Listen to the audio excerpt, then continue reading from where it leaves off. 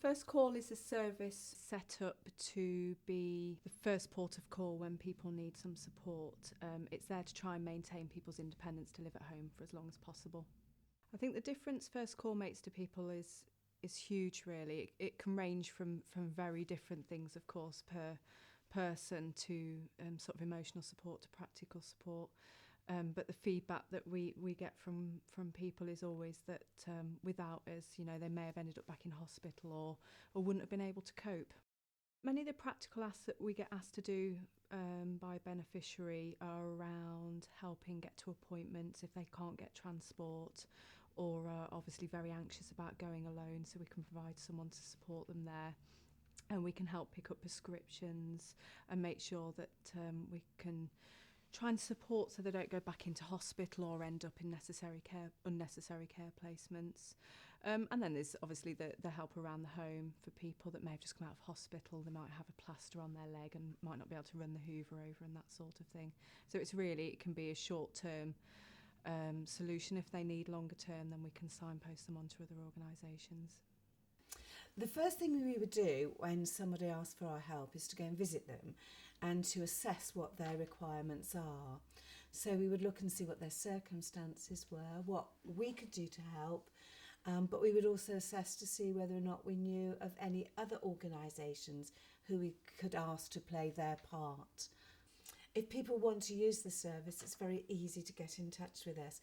We have a telephone and we have email, and it can be the person themselves, or it can be a friend, or it can be the hospital. In fact, it can be anybody, but a simple phone call and we'll take the details and then we'll go and visit them. Volunteers are so important to our service. We have a few paid staff, but the majority of our organisation, as with all of the Red Cross, is built on volunteers. Without volunteers, we do not have a service. They're that important. We try and support our volunteers as much as we possibly can.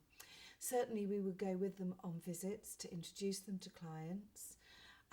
We'll come along on visits if there are any problems. We're always at the end of a phone.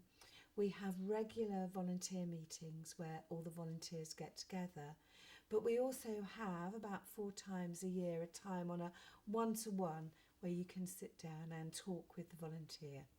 So I hope that we give them lots and lots of support. The most rewarding thing that you get is the satisfaction of having helped somebody who's not able to help themselves. Gives them independence. The people I take to the hospital, they require independence of their own. So some of them need to get to the X-ray department, but they can't actually get to the hospital. But when they're there, they're fine. Some people can't get to the clinic, but when they're there, they're fine. I think the most satisfying part is to give them as much independence as I can, whilst at the same time meeting the need that no one else can meet. Well, I was working on the outpatients T-bar at Grantham Hospital as a volunteer and heard about First Call. I thought, well, I may as well go to the meeting and see what it's all about. And I thought, well, I think I'll have a go at that. So I put my name down, attended the training courses, and here I am. One day I might go shopping for a client, or I could just be listening to them because they've had an emotional upset and trying to advise them and give them a little bit of comfort. It could just be like a befriending where we just sit and chat. I could be accompanying people to medical appointments, and basically I do everything that they want me to do if I can.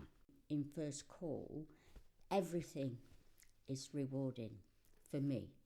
Just to see people change and know themselves better, I think, sometimes.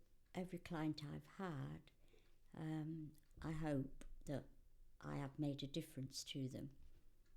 And I think they make a difference to me as well.